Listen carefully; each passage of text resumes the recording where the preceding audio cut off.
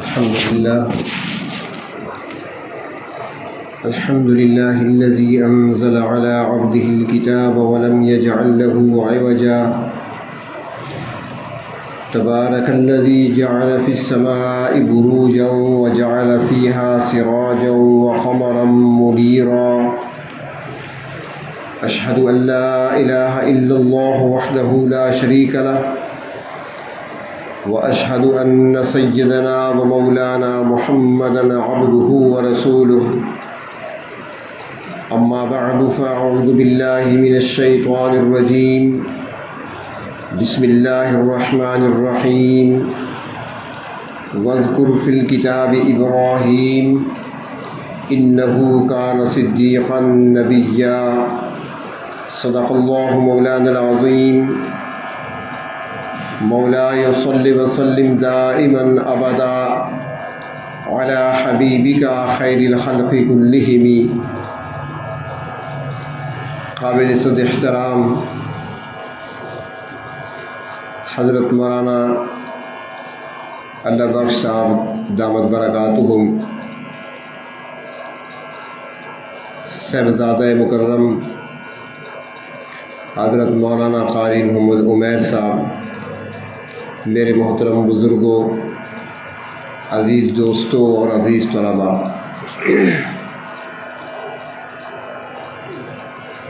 جامعہ عثمانیہ کی آج کی اس تقریب میں دو عنوانات ہیں، ایک تو قربانی کے حوالے سے اور دوسرا بچوں کے ختم کی تقریب بھی ہے۔ یہ دونوں وہ عنوانات ہیں جن پر آپ گفتگو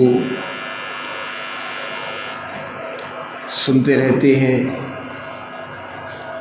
قربانی کے حوالے سے تو ہر سال ماہ ذی الحج میں منبر پہ بات ہوتی ہے، تفصیلاً آپ کے سامنے سارے گوشے رکھے جاتے ہیں، اور اب بھی جمعہ بھی باقی ہے، آگے آنے والا ہے، اس کے بعد نماز عید بھی ہے، مسائل چلیں گے۔ لیکن قربانی کے حوالے سے میں اتنا عرض کروں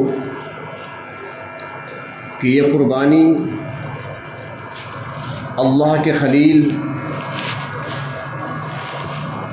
جد الانبیاء حضرت ابراہیم علیہ السلام کی یاد میں اور ان کی سنت کو زندہ کرتے ہوئے ادا کی جاتی ہے۔ تو جہاں قربانی کا ذکر ہوتا ہے وہاں ساتھ ہی حضرت خلیل کا تذکرہ بھی ہوتا ہے۔ تو اسی مناسبت سے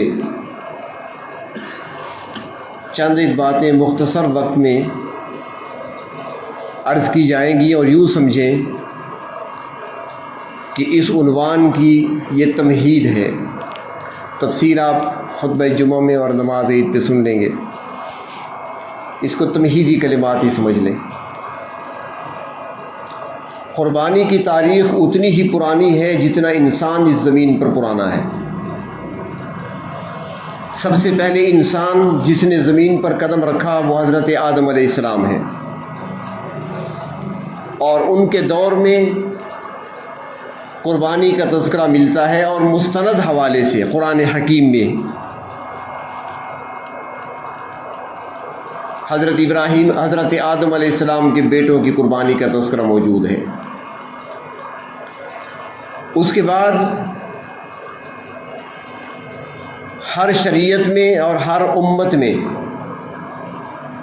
اور ہر نبی نے اللہ تبارک و تعالیٰ کی بارگاہ میں قربانی پیش کی ہے، اور اس وقت جو مذاہب اس دھرتی پر موجود ہیں تقریباً تمام مذاہب میں قربانی کا تصور پایا جاتا ہے، گو کے اختلاف کے ساتھ۔ قدیم مذہب ہندوستان کا جسے ہندو مت کہا جاتا ہے اس میں بھی قربانی کا تصور ہے۔ آسمانی مذاہب میں یہودیت ہے، عیسائیت ہے، ان دونوں کے اندر قربانی کا تصور موجود ہے۔ بائبل کے اندر قربانی کا ذکر ہے، اور یہودیوں نے تو خود مطالبہ کیا تھا۔ نبی اکرم صلی اللہ علیہ وسلم کی نبوت و رسالت پر ایمان لانے کے لیے جو شرائط انہوں نے پیش کی تھی، ایک شرط یہ بھی رکھی کہ وہ ایک قربانی پیش کریں اور اس قربانی کو آگ آ کر کھا لے، تو تب ہم تسلیم کریں گے کہ اللہ کے نبی ہیں۔ اللہ تبارک و تعالیٰ نے ان کے اس سوال کو، اس خواہش کو اور اس شرط کو قرآن حکیم میں بیان کر دیا۔ تو ان کے ہاں بھی قربانی کا تصور پایا جاتا ہے، لیکن حقیقی قربانی اور اصل قربانی وہ مسلمانوں کے پاس ہے، کیونکہ ابراہیم علیہ السلام ایک ایسی ہستی ہیں کہ جن پر یہودیت اور نصرانیت اور مسلمان تینوں مذاہب اتفاق کرتے ہیں کہ وہ اللہ تبارک و تعالیٰ کے جلیل القدر پیغمبر تھے، جد الانبیاء ہیں۔ بلکہ یہ تینوں مذاہب، ہر مذہب اپنی جگہ پر دعویٰ کرتا ہے کہ ہم ابراہیمی ہیں اور ابراہیم ہمارے ہیں۔ یہود نے دعویٰ کیا کہ ابراہیم ہمارے ہیں، عیسائیوں نے دعویٰ کیا کہ ابراہیم ہمارے ہیں، اور مسلمانوں کو تو دعویٰ ہے ہی۔ تو اللہ تبارک و تعالیٰ نے قرآن حکیم میں جواب دیا، ما کان ابراہیم یہودیہ، ابراہیم علیہ السلام یہودی نہیں تھے اور نصرانی بھی نہیں تھے، عیسائی بھی نہیں تھے، یہودی بھی نہیں تھے۔ اللہ پھر کیا تھے؟ تو ساتھ بتا دیا کہ وہ ولیکن کان حنیفا مسلما، وہ مسلمان تھے، نہ یہودی تھے نہ عیسائی تھے، وہ مسلمان تھے۔ لفظ مسلم اللہ نے قرآن کریم میں استعمال فرمایا ابراہیم علیہ السلام کے لیے۔ اللہ ابراہیم تو مسلم تھے، ہم مسلمان کیسے بنے؟ تو اللہ تعالیٰ دوسرے مقام پہ فرماتے ہیں کہ سماکم المسلمین، تمہارا نام بھی ابراہیم نے مسلمان رکھا ہے۔ اور رکھا کب ہے یہ نام؟ جب بیت اللہ کی تعمیر مکمل ہوئی، حضرت اسماعیل اپنے فرزند کو ساتھ کھڑا کرتے ہیں، ابراہیم علیہ السلام دعا کے لیے ہاتھ اٹھاتے ہیں، حضرت اسماعیل آمین کہتے ہیں۔ اس موقع پر جو دعائیں مانگی ہیں اس میں حضرت ابراہیم علیہ السلام نے ایک دعا یہ بھی مانگی تھی کہ اللہ ایک ایسی جماعت مسلمان بھی پیدا فرما دے ہمارے اندر، یعنی جو گھر بنایا، جو مدرسہ بنایا، بیت اللہ کی تعمیر کی ہے، اب اس بیت اللہ کو، اس گھر کو آباد رکھنے کے لیے اللہ ایک جماعت چاہیے، اور جماعت کیسی ہو؟ مسلمان ہو۔ تو حضرت ابراہیم علیہ السلام جب قربانی اللہ تبارک و تعالیٰ کی بارگاہ میں پیش کرتے ہیں، اللہ رب العزت نے ان کی قربانی کو قبول فرمایا، اور ایسا قبول فرمایا کہ اس کو باقی رکھ دیا قیامت تک۔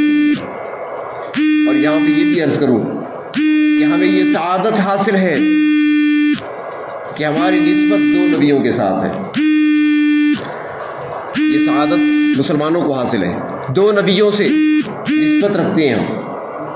ایک حضرت ابراہیم علیہ السلام سے نسبت ہے ہمیں، اور جناب محمد الرسول اللہ صلی اللہ علیہ وسلم کی امتی ہے، وہ تو یقینی ہے نسبت۔ یہ دو مضبوط نسبتیں ہیں، اور اللہ رب العزت نے اس کے اظہار کے لیے ہمیں سال بھر میں عیدیں بھی دو عطا فرمائی ہیں، عید الفطر، عید الاضحیٰ، دو عیدیں عطا فرمائیں۔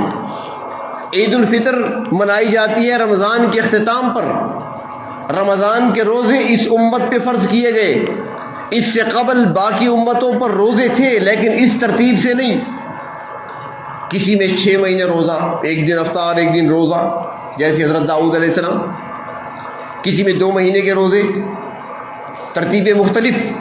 لیکن اس امت کو کتب علیکم الصیام، جب روزوں کی فرضیت کا حکم آیا تو رمضان کے مہینے کے روزے اس امت کو ملے، اور کس کے ذریعے سے ملے؟ جناب محمد الرسول اللہ صلی اللہ علیہ وسلم کے ذریعے سے اس امت کو عطا کیے گئے روزے۔ تو اب روزے رکھتے ہیں رمضان کے شریعت محمدی کے مطابق، شریعت محمدی پر عمل کرتے ہوئے رمضان کے ہم نے روزے رکھے۔ اس کے بعد ہمیں خوشی دی گئی، تہوار دیا گیا، عید عطا کی گئی جس کو عید الفطر کہا جاتا ہے۔ اور پھر ذی الحج کے مہینے میں جو عید ہمیں عطا کی گئی جس کو عید الاضحیٰ کہا جاتا ہے، اس دن حضرت ابراہیم علیہ السلام کا وہ عمل جو اس امت کے ہر صاحب استطاعت پر واجب قرار دیا گیا، تو اس موقع پر خوشی عطا کی جا رہی ہے جس کو عید کہا جاتا ہے۔ تو فرماتے ہیں کہ پہلی عید ہم مناتے ہیں عید الفطر، اس میں اظہار ہوتا ہے کہ ہم امتی ہیں جناب محمد الرسول اللہ صلی اللہ علیہ وسلم کے، اور عید الاضحیٰ مناتے ہیں تو اس میں اظہار ہوتا ہے کہ ہم ملت پر ہیں ابراہیم علیہ السلام کی۔ ایک امت ہے، ایک ملت ہے، امتی ہے جناب محمد الرسول اللہ صلی اللہ علیہ وسلم کی، اور ملت میں ہے ملت ابیکم ابراہیم۔ اللہ نے ملت ہمیں ملت ابراہیمی عطا فرمائی ہے، دونوں سے نسبت ہے ہمیں۔ یہی وجہ ہے کہ نماز میں جب ہم درود پڑھنے بیٹھتے ہیں تو دونوں کا تذکرہ آتا ہے، اللہم صلی علی محمد وعلی آل محمد کما صلیت علی ابراہیم وعلی آل ابراہیم، ان کا تذکرہ بھی ساتھ آتا ہے۔ تو ملت ابراہیمی پر کاربند رہتے ہوئے ایک مسلمان جو صاحب استطاعت ہے وہ اللہ کی بارگاہ میں قربانی پیش کرتا ہے۔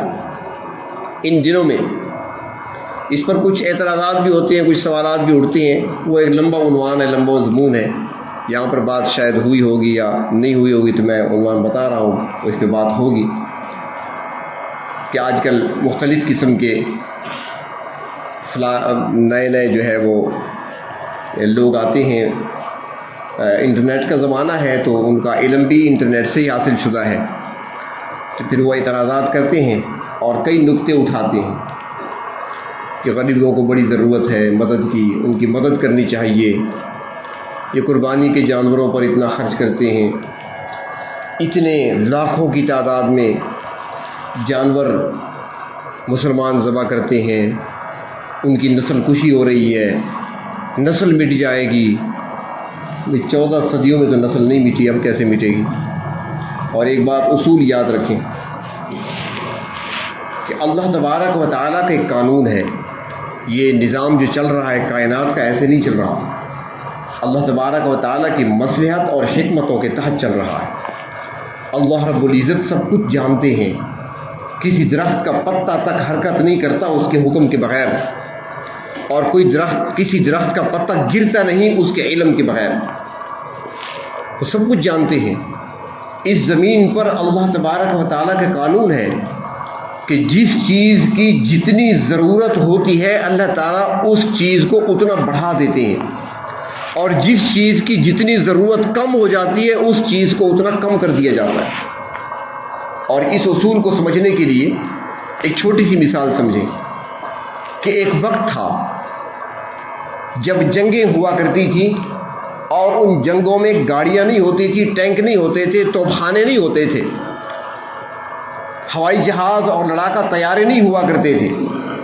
ان جنگوں میں استعمال جو سواری کے طور پہ جانور ہوتا تھا وہ گھوڑا ہے، اور اس زمانے میں تقریباً ہر گھر کے اندر کم از کم ایک گھوڑا تو لازمی ہوا کرتا تھا، سفر کے لیے، جنگ کے لیے، اور مسلمانوں کے ہاں جہاد کے لیے۔ ہر گھر میں گھوڑا، ہر شخص کے پاس گھوڑا، اور شاہی استبل وہ الگ ہوتے تھے جس میں ہزاروں گھوڑے ہوتے تھے۔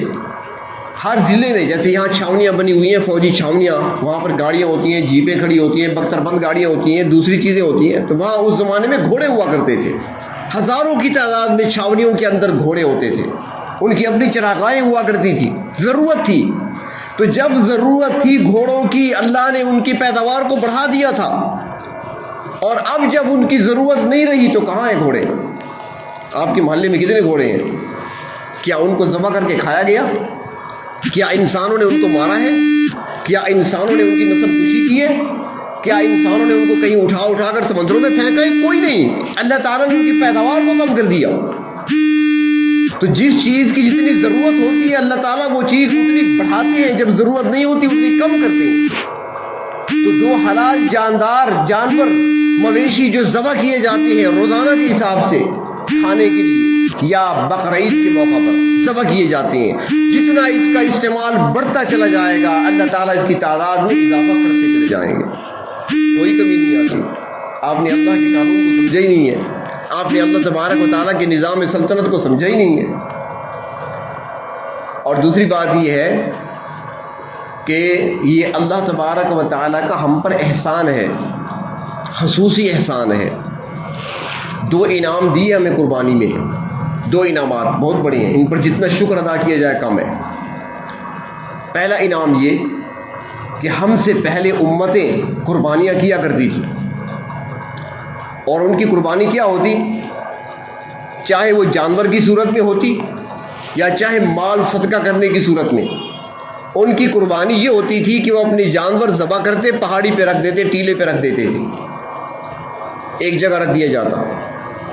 مال ہے غنیمت کا ہے وہاں پہ رکھ دیا، آسمان سے آگ نمودار ہوتی اس کو کھا لیا کرتی، جلا دیتی تھی. اور جس کی قربانی قبول ہوتی تھی آگ اس کو جلاتی، جس کی قبول نہ ہوتی آگ اس کو نہ جلاتی، چھوڑ دیتی. اللہ تعالیٰ نے کتنا ہم پر احسان کیا. اس ایک احسان کے اندر کئی شاخیں اور بھی نکلتی ہیں. پہلا انعام تو یہ کہ قربانی کے لیے ہمیں جانور پہاڑی پر رکھنے کی ضرورت نہیں، آگ نہیں جلائے گی.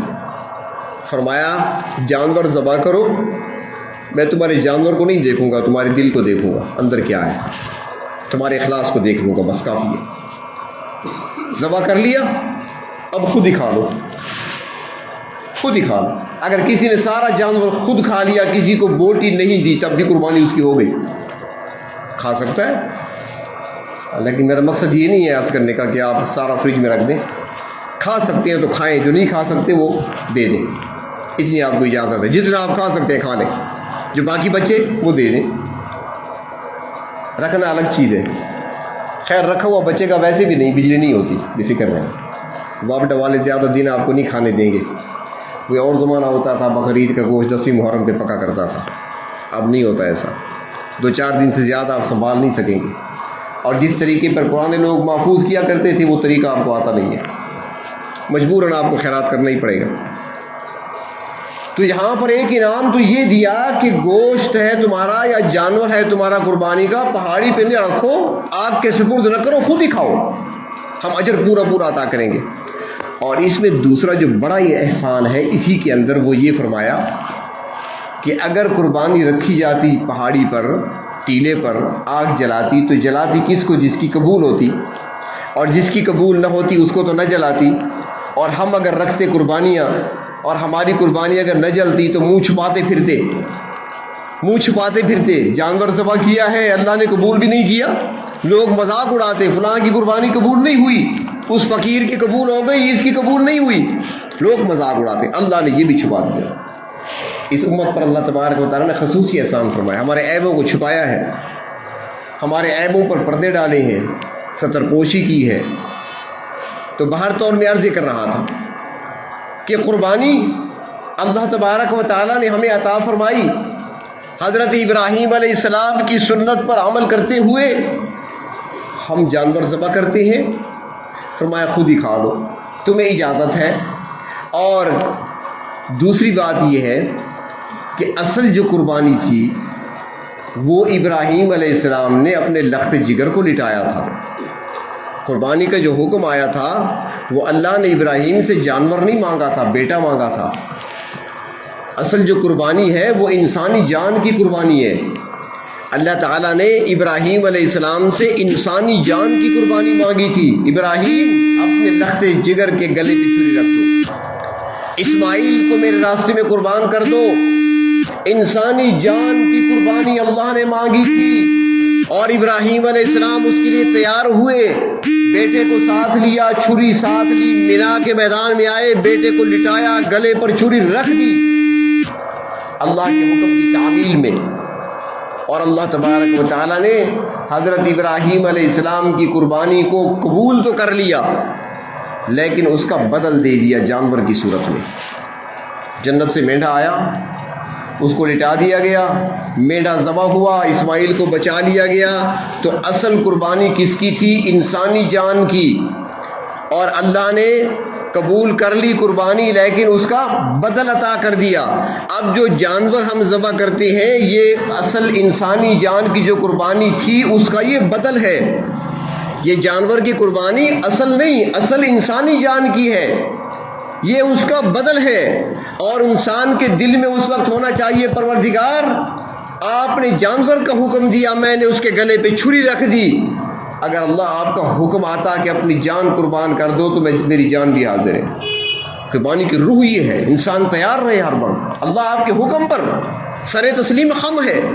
اب حضرت ابراہیم علیہ السلام نے اپنے بیٹے کو لٹا دیا تھا، چھری رکھ دی تھی ان کے گلے پر آپ کے حکم پر، ہم بھی حاضر ہیں. لیکن اللہ آپ نے بدل دے دیا تو ہم بدل پیش کر رہے ہیں. تو اب جو لوگ کہتے ہیں کہ قربانی کی بجائے مال خرچ کرنا چاہیے، تو ان کو سوچنا چاہیے کہ قربانی تو خود بھی بدل ہے، قربانی تو خود بھی بدل ہے انسانی جان کا. یہ اصل تو ہے نہیں، اصل تو انسانی جان تھی، یہ اس کا بدل ہے. اب بدل کا بدل کیا ہوگا؟ اور اصولاً بدل کا بدل نہیں ہوا کرتا. ایک چیز کا بدلہ ہوا کرتا ہے، بدلے کے بدلے نہیں ہوا کرتے. تو بہر طور یہ عظیم قربانی حضرت ابراہیم علیہ السلام کی اللہ تبارک و تعالیٰ نے اسے باقی رکھا ہے قیامت تک کے لیے. اور یہ سعادت اس امت کے حصے میں آئی ہے کہ اس امت نے حضرت ابراہیم علیہ السلام کی سنت کو زندہ رکھا ہوا ہے، اور زندہ رکھیں گے انشاءاللہ تا قیامت یہ سلسلہ چلتا رہے گا. اور ایک دو باتیں میں اور بھی اس حوالے سے عرض کر دوں، چونکہ ادارے کا پروگرام ہے، ادارے میں بیٹھے ہیں. یہ اکثر ساتھی چندے کی اپیل کرتے ہیں نا، تو آپ کے پاس بھی آتے ہوں گے، ہماری مسجدوں میں آتے ہیں، پنجاب سے بھی آ جاتے ہیں، دوسرے حضرات بھی ہوتے ہیں. تو بتاتے ہیں کہ بھئی ہمارے ہاں اتنے مسافر طالب علم ہیں، اتنا غلہ چاہیے، روزانہ اتنے من آٹا پکتا ہے، اتنا سالن پکتا ہے، فلاں دکاندار کے ہم نے 8 لاکھ روپے دینے ہیں. یہ لمبی چوڑی باتیں ہوتی ہیں. سارے یتیم ہمارے پاس ہیں، سارے مسکین ہمارے پاس ہیں، سارے غریب ہمارے پاس ہیں، ان کو کھلانا ہے پلانا ہے. لمبی چوڑی باتیں چھوڑیں، ایک ہی بات ہے. دین نبی اکرم صلی اللہ علیہ وسلم پر مکمل ہوا. یہ موٹی بات ہے، مدرسے کے حوالے سے عرض کر رہا ہوں. شاید میں نے کبھی یہاں پر اس عنوان پر بات نہیں کی آپ سے، پہلی بار کر رہا ہوں، تو ذرا مجھے کرنے دیں، اجازت ہے نا. نبی اکرم صلی اللہ علیہ وسلم پر دین مکمل ہوا. الیوم اکملت لکم دینکم واتممت علیکم نعمتی ورضیت لکم الاسلام دینا. دین مکمل ہوا. عرفات کا میدان ہے، 1,24,000 یا 1,44,000 صحابہ کرام موجود ہیں. سب کی موجودگی میں آپ پر دین مکمل ہوا. جب دین مکمل ہو گیا تو پھر اللہ کے نبی نے کیا فرمایا؟ اللہ کے نبی نے فرمایا جو حاضرین ہیں وہ غائبین تک پہنچانے کے ذمہ دار ہیں. جو یہاں پر موجود ہیں اب یہ ان کی ذمہ داری ہے. دین اللہ نے مجھ تک پہنچایا، میں نے وہ دین تم تک پہنچایا، تم نے اسے آگے پہنچانا ہے، اب یہ تمہاری ذمہ داری ہے. تو اب جو وہاں پر موجود تھے صحابہ کرام کا جو اجتماع تھا، انہوں نے دین آگے پہنچایا، آگے دین پہنچایا، ایک ایک بات ہم تک پہنچائی ہے. نبی اکرم صلی اللہ علیہ وسلم کی زندگی کے شب و روز کے ہر لمحے کو محفوظ کر کے ہم تک پہنچایا ہے. انہوں نے دین ہم تک پہنچایا. ان کے بعد تابعین کا دور آیا، انہوں نے دین تابعین تک پہنچایا. ان کا دور آیا، انہوں نے آگے پہنچایا، اور یہ دین چلتا چلتا ہم تک پہنچا ہے. اب یہ ہم نے کیا کرنا ہے، یہ سوچ ہماری ہونی چاہیے کہ جو دین ہم تک پہنچا ہے 14 صدیوں میں سفر کرتے کرتے، اور پہنچانے والوں نے ملاوٹ نہیں کی، پہنچانے والوں نے سستی نہیں کی، پہنچانے والوں نے بڑی محنت سے مشقت سے مارے کھا کر جیلیں جھیل کر مصیبتیں اٹھا کر یہ دین ہم تک پہنچایا ہے. اب کیا یہ دین یہاں پر رکے جائے یا اس کو آگے بھی چلنا چاہیے، یہ فیصلہ ہم نے کرنا ہے. اگر ہم کہیں گے کہ جو ہم تک پہنچایا گیا اب ہماری ذمہ داری ہے، ہم سے پوچھا جائے گا کہ تم تک جو پہنچا تھا تم نے آگے کہاں تک پہنچایا. اب آگے اگر ہم نے پہنچانا ہے تو پھر اس سلسلے میں دین کا کام کرنے والے اور نشر و اشاعت کے جو ادارے ہیں وہ یہی مدارس ہیں. انہی کے ذریعے سے دین ہم تک پہنچا ہے اور اب انہی کے ذریعے سے دین آگے پہنچے گا. اگر ہم یہ چاہتے ہیں کہ اب یہ دین کا سلسلہ آگے چلتا رہے اور آنے والی نسلیں ہمیں اپنی دعاؤں میں یاد رکھیں کہ ہم تک دین صحیح پہنچایا ان لوگوں نے، وہ ہمیں اپنی دعاؤں میں یاد رکھیں، تو پھر اس کے لیے چاہیے کہ ہم ان اداروں کے ساتھ تعاون کریں، ان اداروں کو مضبوط کریں.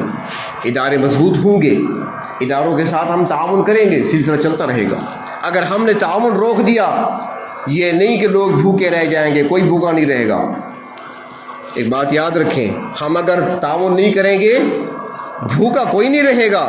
یہ سارے طالب علم جن کے بارے میں کہتے ہیں یتیم ہے، غریب ہے، فقیر ہے، کوئی بھوکا نہیں رہے گا. ہاں اتنی بات ضرور ہے، پھر وہ دین کا کام نہیں کرے گا، یا دکاندار بنے گا یا مزدوری کرے گا، اپنا پیٹ وہ پال لے گا، بھوکا نہیں رہے گا.